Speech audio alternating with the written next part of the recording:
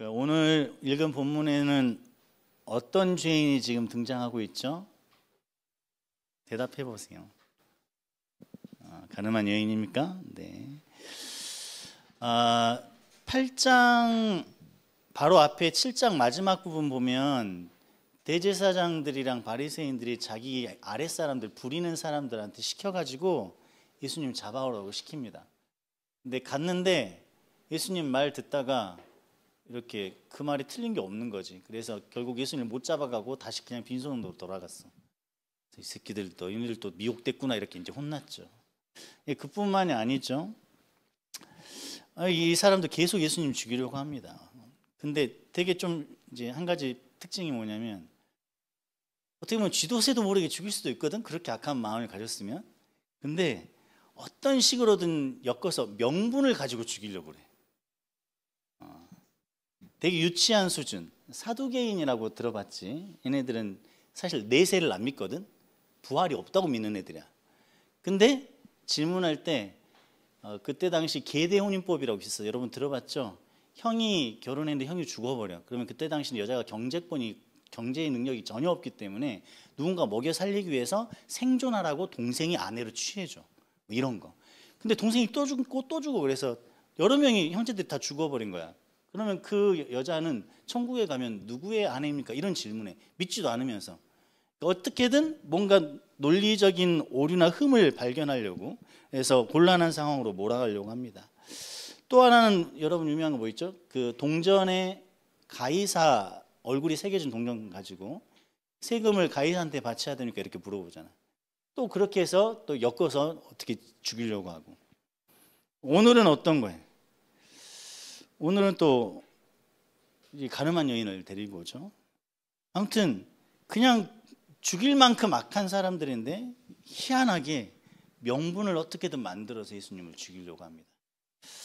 어둠은 빛을 싫어하죠. 어떻게든 빛을 제거하기 위해서 노력을 멈추지 않아요. 근데 사실 제거할 수가 없죠. 오늘 이 본문은 어느 날 갑자기 등장한 사건이 아니고 이 쉼없는 열심으로 예수님을 죽이려고 하는 이 유대 지도자들의 교활하고 잔인한 그 열심을 드러내는 또 한 가지 그냥 노력일 뿐이에요. 계속 하고 있었어. 근데 안 되고 하니까 또 이게 온 거죠.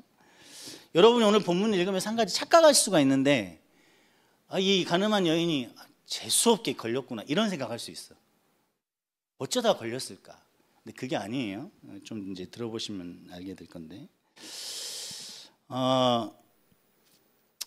이 예수님을 죽이려고 하는 바리새인들 또 유대 지도자들은 굉장히 예수님을 죽이려는 열심히 특출나서 그들이 가지고 있는 지식 그리고 그들의 네트워크, 인적 네트워크, 그다음에 계획력, 실행력, 그다음에 예측 능력 이런 걸 다 사용해서 예수님을 죽이려고 합니다. 율법에 관한 학식이 아주 높았던 서기관이라고 있어요. 그리고 행위의 의로움의 대명사인 바리새인들, 이 사람들 장난 아니에요.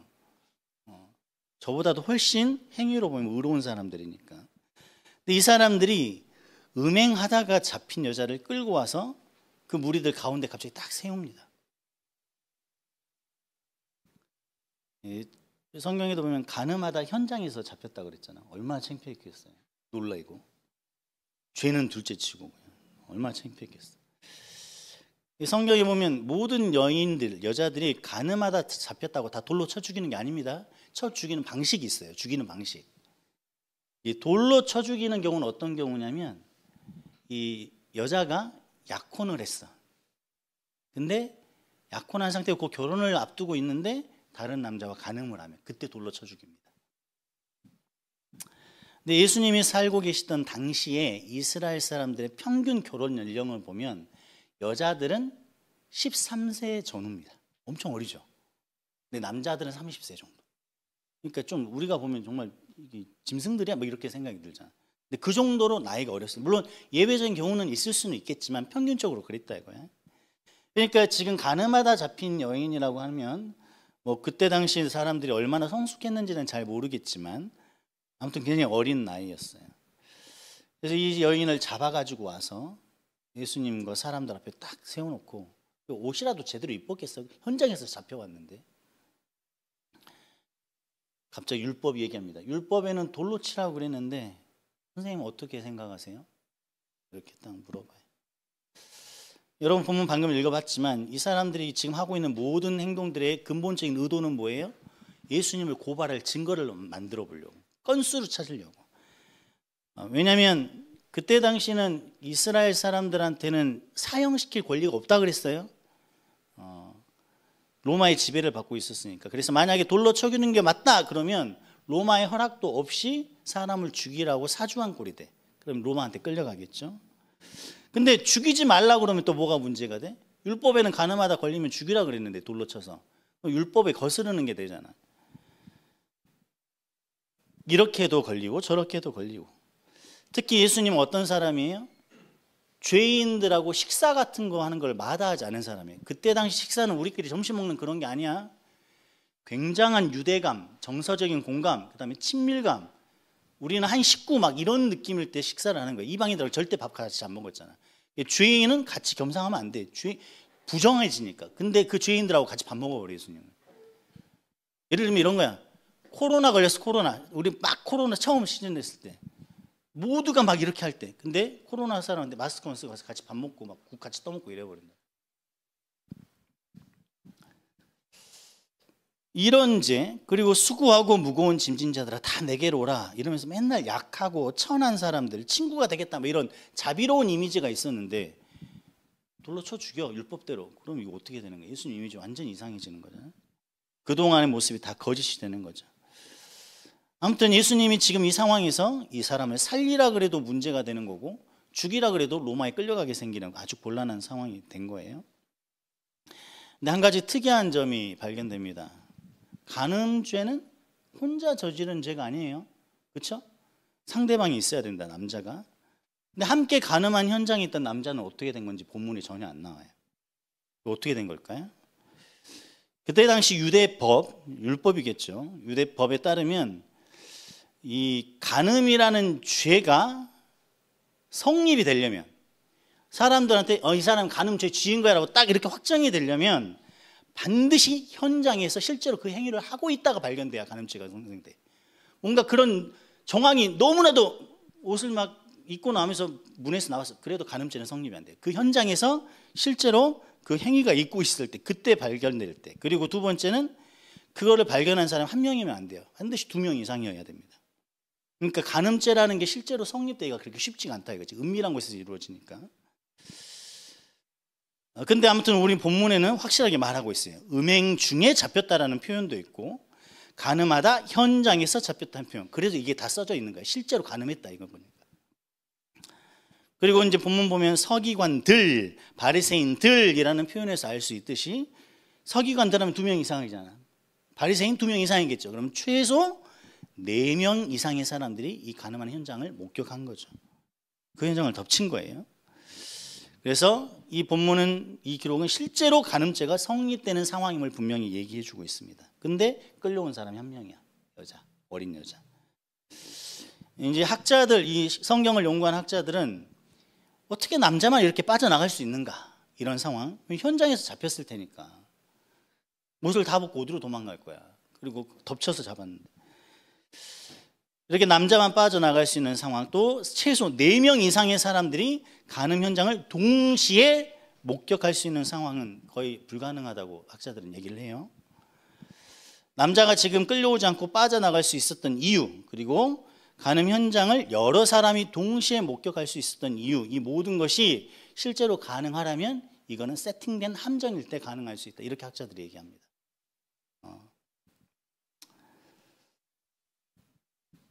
은밀한 죄인 간음이 다수의 사람에 의해 동시에 목격되는 일은 쉽지 않아요. 성립 자체가 되게 어려워요, 이 죄가. 여인의 상대 남자는 아마도 유대 지도자들과 함께 이 일을 계획했거나 부탁을 받은 일을 성사시킨 인물로 보는 것이 학자들의 유력한 견해입니다. 물론 이 모든 정황이 얼마나 정확한 건지, 이 설명이, 이런 추측이, 이런 개연성이 얼마나 정확한지 100% 확실하게 검증될 수는 없어요. 근데 분명한 거는 이 모든 상황이 가리키고 있는, 지향하고 있는, 향하고 있는 그 목표점이 6절에 기록되어 있다 이거야. 뭐예요? 즉 그들은 명분을 가지고 예수를 죽이고 싶어 한다 이거예요. 그들의 계략을 이미 다 아시는 예수님께서는 근데 이 질문에 대답을 안 하시고 몸을 굽히고 땅에다 뭔가 쓰셔요. 이 유대인들이 이번에는 진짜 빠져나갈 구멍이 없다, 완벽한 딜레마에 우리가 빠뜨렸다 이렇게 생각하다가 기분이 좋아졌어. 이번에는 끝이다. 그래서 예수님이 뭘 이렇게 쓰고 있으면 뭘 쓰는 거야 이렇게 보지도 않고 계속 자기 질문만 하는 거야. 여기 보면 묻기를 마지 아니하다. 이 마지 아니하다 이게 멈추지 않다는 뜻이야. 어떻게 하냐고요? 어떻게? 이렇게 계속 물어보는 거예요. 완벽한 덫에 걸렸음을 확신하면서 계속 물어봅니다. 사실 예수님이 손가락으로 땅에 뭘 썼는지 왜 썼는지 몰라요. 성경에 안 나왔습니다. 학자들도 그냥 여러 가지 얘기만 하고 있을 뿐이야. 근데 별 정보가 없어요. 다만 예수님이 이렇게 땅에 쓰고 있을 때 유대인들이 계속 뭐 하고 있었다고? 빨리 대답해 보라고. 빨리 대답해 보라고. 어떻게 할 거냐고. 그 유대 지도자들의 교활한 열심, 이제 예수님은 끝났다라는 그 환희, 이게 예수님이 땅에 뭔가를 쓰고 있는 이상한 행동을 할 때도 쉼없이 계속 예수님에게 그 질문이 던져지고 있었어요. 그 특심, 그 열심. 예수님이 쓰시다가 일어나서 죄 없는 자가 먼저 돌로 쳐라 이렇게 말씀하십니다. 다 알죠? 그리고 다시 땅에 또 뭘 쓰셔요. 또 왜 썼는지 뭘 썼는지 몰라요. 다만 이 땅에 쓰고 있는 그 동안에, 잠깐의 시간 동안에 사람들의 양심의 가책이 일어나기 시작합니다. 이거는 하나님의 주권적인 역사인 것 같아요. 그리고 성경에도 보면 예수님이 땅에다 쓰시는 어떤 글 때문에 가책을 받은 게 아니라 예수님이 하신 말씀 때문에 가책을 받았다고 기록이 되어 있어요. 죄 없는 자가 돌로 쳐라. 그리고 하나둘씩 떠나갑니다. 이렇게 이야기가 전반부에서 끝나요. 오늘 본문의 전반부는 이렇게 예수님을 덫에 걸려들게 만들어서 꼼짝 못하게 하려는 서기관들과 바리새인들의 실패를 다루고 있어요. 근데 이 사람들이 예수님을 덫에 이렇게 걸리게 만들기 위해서 짜놓은 이 덫은 지식이 있어야 가능했던 덫이에요. 왜냐하면 율법을 알아야 되니까. 그리고 지식의 적용 능력도 좀 뛰어났어야 됐어요. 그리고 혼자 힘으로 이룰 수 없어요. 증인들이 두세 명 이상 돼야 되니까. 그리고 조력자의 도움을 얻을 만큼 인적 네트워크를 구성한 능력을 가지고 있었습니다. 그리고 또 하나, 그들이 짜놓은 이런 계략에 희생당할 힘없고 분별력 없는 어린 여자아이도 찾아낼 수 있어야 됐어요. 그리고 마침내 이렇게 하면 원하는 대로 예수님이 덫에 걸릴 것이다 라고 앞을 내다보는, 예측할 수 있는 이 안목도 있어야 가능했던 그런 거였습니다. 여기서 이제 우리는 적용하는 거죠. 우리는 어떤가? 우리의 죄성을 자꾸만 죽이시려고 해요, 예수님은. 우리는 지금 죄인으로 살고 있는 거야. 착각하면 안 돼. 우리 에덴에 살고 있는 사람이 아니야. 죄인으로 태어나서 죄인으로 살고 있어. 죄성을 가지고 있죠. 근데 예수님이 자꾸 가르쳐서 그 죄성을 죽이라고 하셔요. 그리고 그 가르침을 기억하고 실천하는 이 교회 안에는 항상 우리를 불편하게 하고 귀찮게 하고 번거롭게 하고 부담스럽게 하고 기분 나쁘게 하는 요구들이 계속 넘쳐납니다. 예수님의 가르침, 뭐하고 반대돼요? 우리의 죄성하고 반대가 되니까. 입술로는 예수님의 가르침에 순응하는 듯하죠. 하지만 예수님의 가르침은 이 삼위일체 하나님이시기 때문에 그 속성이 늘 그 가르침 속에 드러나요. 즉 개인이 아니라 공동체적 속성이 항상 그 안에 들어가 있습니다. 오늘 서기관들과 바리새인들이 이 예수님이 자신들만의 나라를 흔드는 것을 싫어했던 것처럼 우리도 예수님과 그분의 몸된 교회가 내 삶에 들어와서 내 삶을 흔드는 걸 되게 싫어합니다. 그 정도는 아닌데요? 아니, 싫어해요. 안 싫어하는 게 이상한 거야. 그리고 실제로 그렇게 싹 공동체가 들어와서, 예수님이 싹 들어와서 뭔가 나의 삶을 이렇게 주도하려고 하는 그 싹만 딱 보여도 우리는 확 제거해버리기 위해서 오늘 본문의 바리새인들처럼 논리, 그다음에 동조에 있는 증인들, 너도 그렇게 생각하지? 꼭 그런 건 아니잖아. 막 이렇게 증인들을 확보하면서 굉장히 눈에 안 보이는 열심을 내요. 여러분만 그렇다는 게 아니라 우리가 다 그렇다고. 오늘 본문은 여러분이 머릿속에 있는 가늠한 여인에 대한 본문이라고 많이 기억하고 있을 거예요. 근데 가늠한 여인에 대한 이야기는 거의 안 나옵니다. 본문의 주인공이 아니야. 그냥 그 여자는 죄 짓고 붙잡혀온 죄인이다. 거기서 끝. 아무 정보가 없어요. 아무튼 근데 이 죄인, 이 여자, 여러분은 예수님이 이 여인을 용서한 게 되게 뭐 불편하지 않죠? 되게 자연스럽죠? 익숙하고. 근데 저는 좀 불편해요. 예수님이 왜 이 여자를 용서할 수 있을까? 예수님은 원래 용서하는 캐릭터인가? 보세요. 말씀이신 예수님이에요. 그리고 말씀으로 주신 율법을 지키지 않는다 이 말은 자기를 거역하는 거야. 나를 부정해 버리는 거라고. 율법이 어디서 나온 거야? 하나님으로부터 나온 거잖아. 근데 말씀이신 예수님이 자기가 정하신 법을, 자기 자체이신 그 법을 완전히 역행해가지고 그 죽어야 될 죄, 가늠하다 보면 돌로 쳐 죽여야 되거든. 가벼운 죄가 아니거든. 그 죄를 이렇게 그냥 간단하게 말 몇 마디로 용서해 주신다? 이거 되게 모순적으로 보이는 거죠. 착하고 관대한 이미지, 뭐 이미지 지금 장사하시나? 엄격한 율법을 주셔놓고 시간이 많이 흐르니까 내가 좀 너무한 것 같다 얘들아. 내가 좀 과했다. 너네들이 좀 힘들 텐데. 후회하신 건가? 특히 간음이라는 것은 결혼을 전제로 해서 발생하는 무서운 죄예요. 이 결혼이라고 하는 것은 성도와 하나님의 연합을 비유적으로 드러내는 데도 많이 쓰이는 굉장히 성스러운 연합입니다. 그 관계를 깨버리고 죄를 짓는 것은 결코 가벼운 게 아니에요. 그래서 돌로 쳐 죽이라는 벌이 내려지죠.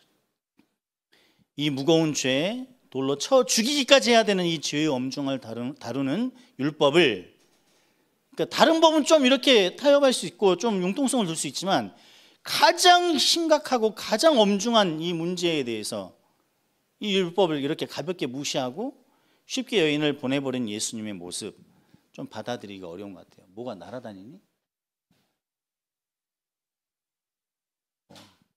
쟤도 예수 믿으면 좋겠다요.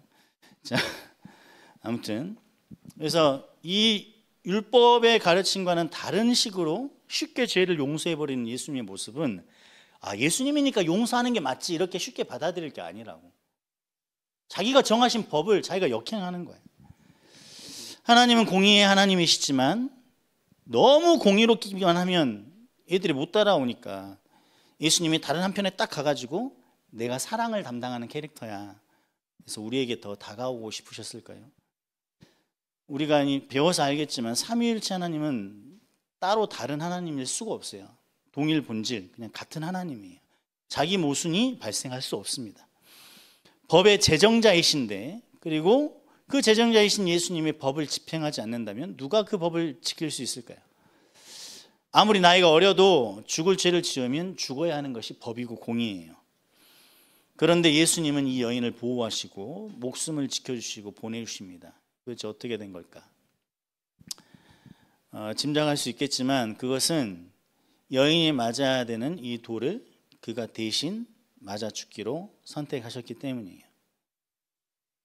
사실 예수님은 율법보다 더 엄격한 법을 우리에게 주신 분입니다. 율법은 그냥 살인하지 말라 그랬죠. 근데 예수님은 뭐라 그랬어요? 미워하는 것도 살인이라 그랬어요. 미워하면 살인이야 그냥. 우리는 이게 굉장히 편하죠. 뭐 미워하는 거 살인? 뭐 그래서 어쩔 건데 뭐 이러니까. 율법은 간음하지 말라고 했지만 예수님은 그 음란한 마음만 먹어도 음행이라고 그랬어요. 훨씬 무섭고 엄격하죠. 누군가 미워진 순간 우리는 목숨을 내놓아야 되는 사실 세상에 살고 있는 거죠. 이 원고를 쓰면서 너무 좀 현실감이 없다 이런 생각도 좀 들었어요. 우리가 아무리 미워해도 우리는 누구한테 욕도 안 먹으니까. 그런데 우리는 너무 쉽게 미워하고 너무 쉽게 음란에 빠져요. 죄 용서, 이거 은혜죠. 근데 편리하고 가벼운 은혜, 잠깐 동안의 마음의 불편함이나 미안함을 가지고 있으면 언제든지 갖다 써서 내 죄를 이렇게 이 미움이라는 죄, 음란의 죄 이런 것들을 다 이렇게 없애버릴 수 있는 굉장히 편리한 그런 것이 진짜 은혜라면 그 은혜가 진짜 진품 은혜인지를 좀 생각해 봐야 돼요. 왜냐하면 그 은혜가 진짜 은혜이고 여러분이 그 진짜 은혜를 받아서 가지고 있다면 그 은혜는 진짜 어마어마한 값이 치러진 은혜이기 때문에 그래요.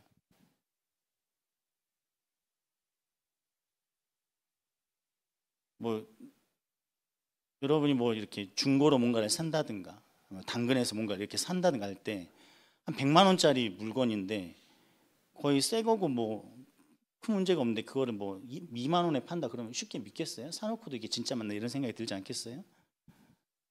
여러분이 누리고 있는 은혜가 그냥 잠깐 마음이 좀 불편하고 좀 미안한데 이러면 안 되는데 근데 뭐 하나님이 용서해 주시니까 감사하네 진짜 이 정도면 은혜지 이런 식으로 가버린다면 그렇게 내 죄를 이렇게 용서하기 위해서 스스로 용서하기 위해서 갖다 쓰는 그 은혜가 진짜 은혜인지 생각해 볼 필요가 있다 이거예요. 시간이 지나도 아무런 변화가 없는 자에게 은혜라는 것은 논리적으로 이해가 된 것일 뿐이지 그 은혜가 진짜 자기 자신에게 내려진 것이 아닐 수도 있어요. 왜냐하면 말씀으로 이렇게 다가오는 은혜를 이렇게 입은 사람들은 늘 어찌할꼬 하며 하나님께 기도하며 간구했기 때문이에요. 여러분도 이미 배워서 알고 이미 외워버릴 정도로 알고 있는 이 예수 그리스도의 십자가의 죽음이 은혜인데 이게 어떻게 가벼울 수 있겠어요? 말은 극존칭을 쓰고 말은 아파하지만 우리의 행위는 대범하고 행위는 거침없습니다. 그리고 은밀한 것들이 계속 행해지고 있을 때 언제나 우리가 갖다 쓸 수 있는 은혜로 그 은밀함을 다 덮어버리죠. 그런 자에게 은혜는 아까도 말씀드렸듯이 자신에게 내려진 은혜가 아니라 내가 이해하고 있는 논리적으로 이해한 어떤 개념일 뿐인 거예요. 원하고 바라고 기도한다는 찬양이 있죠.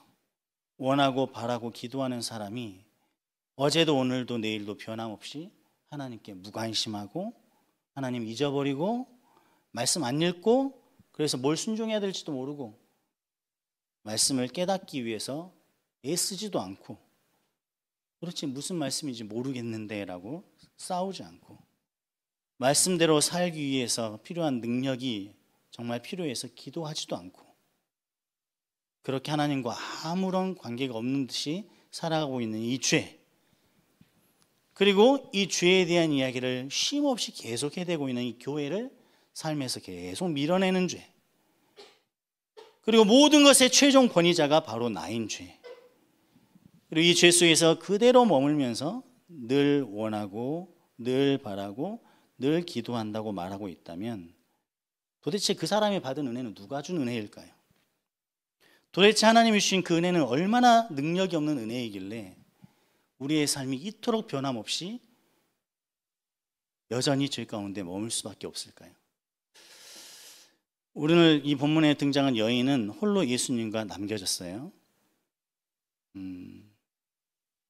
법의 제정자이시고 법 위에 살아계신 하나님으로부터 나도 널 정죄하지 않겠다라는 용서와 사랑의 음성을 들었습니다.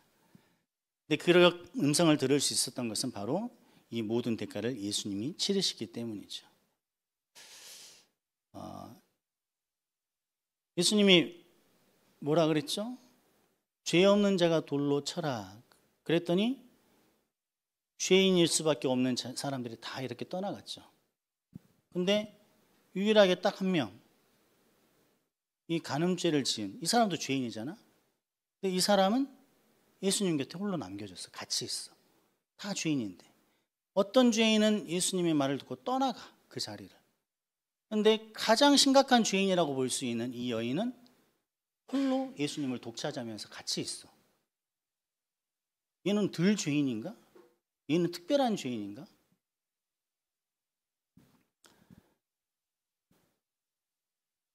여러분이 이 가늠한 여인의 모습을 보면서 우리 자신을 봐야 돼요. 왜냐하면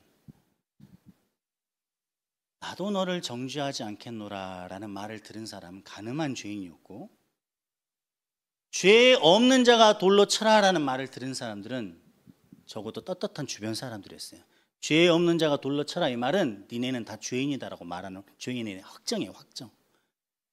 예수님은 지금 상황이 어떤 상황인지 다 알고 계시고 그들의 죄인됨을 다 알고 계시기 때문에.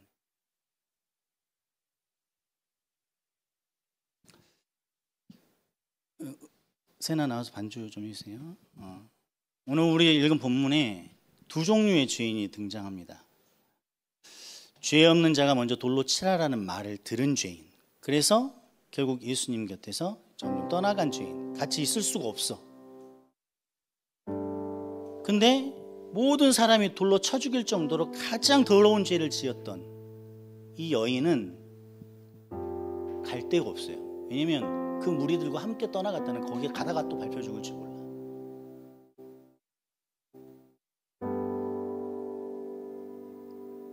그 사라졌던 이 사람들에게 예수님은 자신의 죄를 드러내는 분, 자신의 양심을 찌르는 분, 그래서 도저히 가까이 할 수 없는 분, 저분이랑 같이 하면 뭔가 안 될 것 같은 두려움, 떠나가. 근데 이 여인에게는 예수님이 자기의 유일한 생명줄이야. 지금 예수님이 자기만 보호해주고 있어요. 예수님 혼자. 예수님이 딱 이 자리를 나를 모른 척하고 한 500m만 사라져버려도 사람들이 다 몰려와서 날 쳐 죽일 것 같아. 원래는 그 자리에서 쳐 죽였어야 됐거든.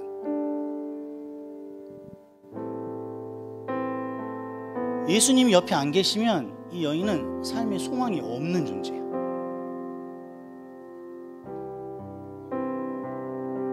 예수님과 단둘이 남겨진 사람.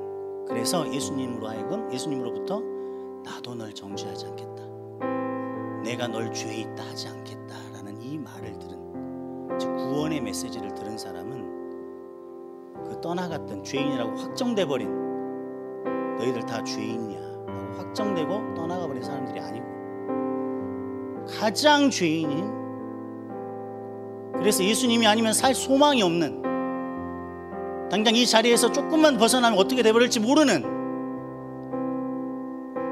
유일하게 붙들 수 있는 대상이 예수님뿐인 이 여인만이 예수님 곁에 남아서 예수님으로부터 죄 있다는 말을 듣지 않게 되는 거예요. 그래서 용서받은 죄인이 된 것이죠.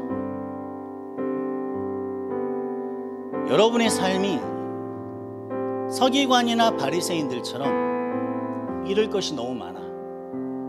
그래서 예수 믿고 살고 따라가다가는 피곤한 일이 많이 생겨. 자꾸 계산해야 돼. 정신 똑바로 안 차리면 내가 손에 줄 것만 같았던 것들을 다 잃어버릴 것만 같아. 정신 똑바로 안 차리면 맨날 용서만 하고 맨날 참기만 하고 병신처럼 살 것만 같아. 정신 똑바로 안 차리면, 예수 따라가다가 정신 잃어버리면 내가 그렇게 바라던, 내가 그렇게 흠모하던 그 누군가와 결혼하지 못할 것 같고 그 직장 얻지 못할 것 같고,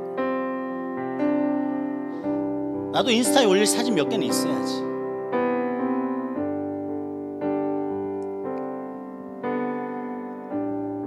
그렇게 잃어버릴 것이 많은 그런 사람들은 자신의 삶에 자꾸만 들어와서 내가 세운 내 왕국, 그리고 아직 세워지진 않더라도 앞으로 세울 이 왕국의 설계도를 자꾸만 조각조각 찢어내고 자기 것으로 만들어 가시는 예수님이 불편하고 싫어.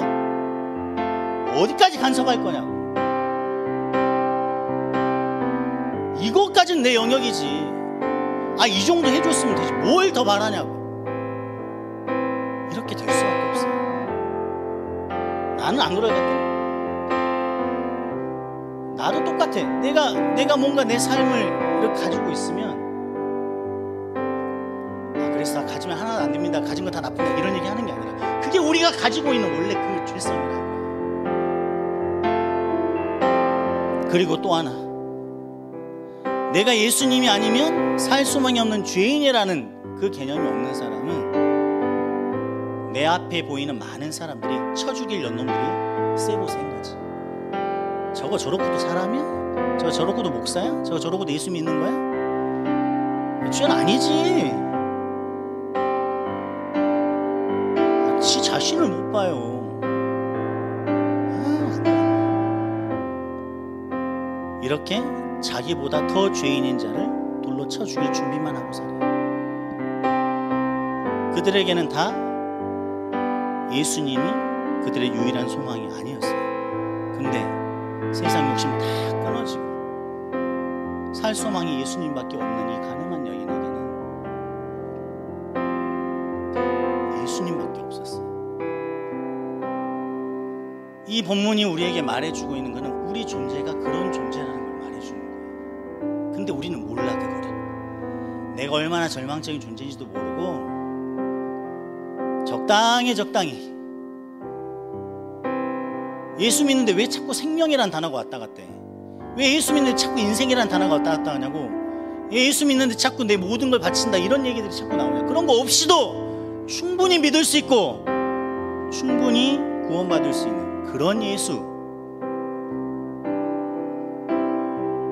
그런 예수에 우리는 익숙해져 있고 또 그런 풍요로움 속에서 우리는 살아가고 있기 때문에 오늘 이 가늠한 여인이 예수님과 단둘이 남겨졌을 때 예수님으로부터 나도 너를 정죄하지 않을 것이다 라는 말을 들었을 때 이 여인이 얻게 될 그 감동과 마음의 안심과 그 나의 생명을 유일하게 이렇게 기댈 수 있고 나를 지켜줄 수 있는 분 예수밖에 없다라는 그런 것들을 우리는 느끼기가 너무 어렵죠. 그러니까 계산하게 되는 거예요.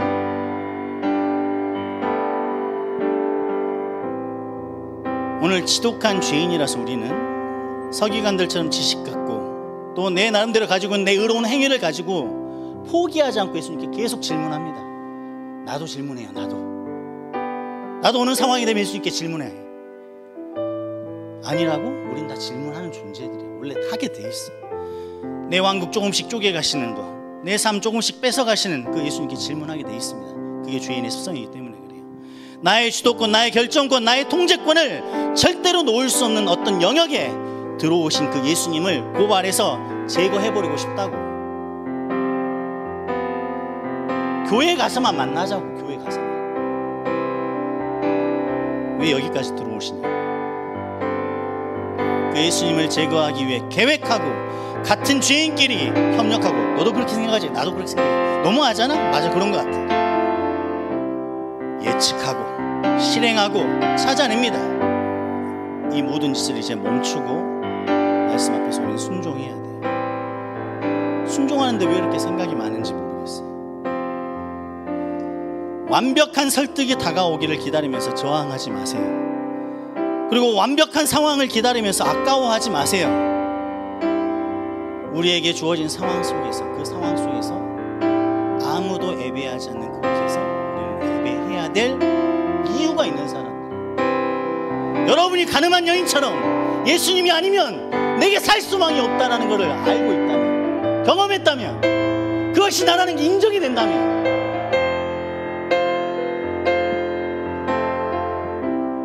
다른 얘기를 할 수 없어요. 오늘 말씀으로 찾아오셔서 우리를 정죄하지 않겠다고 하시는 예수님이 우리 대신 대가를 치르세요.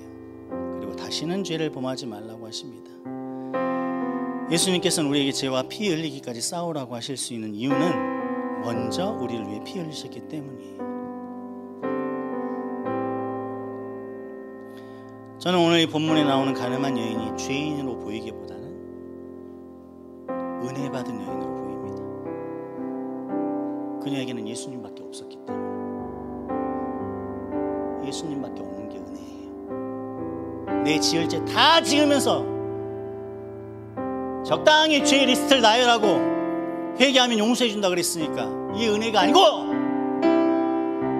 예수님 아니면 저 살 수 없어요. 나 너무 힘들어요. 나 너무 지쳐요. 나 너무 자신 없어요. 내 모습 좀 보세요. 저 얼마나 욕심이 많아요. 저 얼마나 이기적이에요. 말씀 앞에 떳떳할 수가 없어요. 예수님 저 좀 어떻게 해주세요. 예수님 앞에 나가서, 말씀 앞에 나가서 기도로 그 능력을 구하는, 정말 예수님 때문에 그래도 오늘도 살 수 있다라고 말하는 그게 은혜인 거지. 거짓말 3번 했으니까 회개 3번 하면 그게 은혜인가요? 오늘 우리 한번 다시 자신에게 물어봅시다. 오늘 본문에서 누가 주인으로 보이십니까? 내 삶의 영역에 함부로 들어온 예수를 제거하기 위한 이 바리새인들입니까? 아니면 자기보다 더 많은 죄를 지은 이 가늠한 여인을 쳐 죽이겠다고 둘러싼 무리들입니까?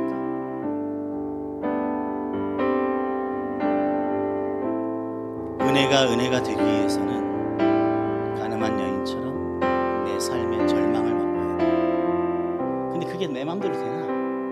안 돼요. 그게 여러분의 기도 제목이 돼야 됩니다. 하나님 우리에게 말할 수 없는 은혜를 주셨다고 하는데 나는 왜 말로 한 3마디면 끝나버릴 은혜만 누리고 살아? 언제까지 이 빈곤하고 이 빈약한 메말라 있는 그 은혜 껍데기만 가지고 살 거냐 이거예요. 우리 하나님의 선하심을 맛보고 그 사랑이 얼마나 깊은지 경험해야 되지 않겠습니까? 말씀 속으로 들어가야 되고 공동체 속에 들어가야 되고 삶 속에서 하나님을 인정하고 선택하셔야 됩니다. 그때 우리 살아계신 하나님께서 내가 얼마나 악한지 알게 해주십니다. 내가 얼마나 악한지 알게 해주십니다.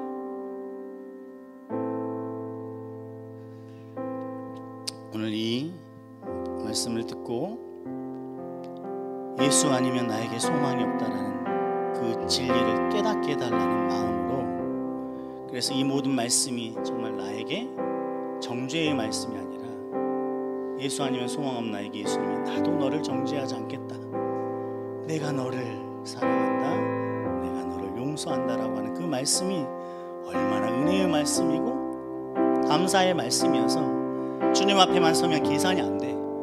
주님 앞에만 서면 내 정신이 사라져버려.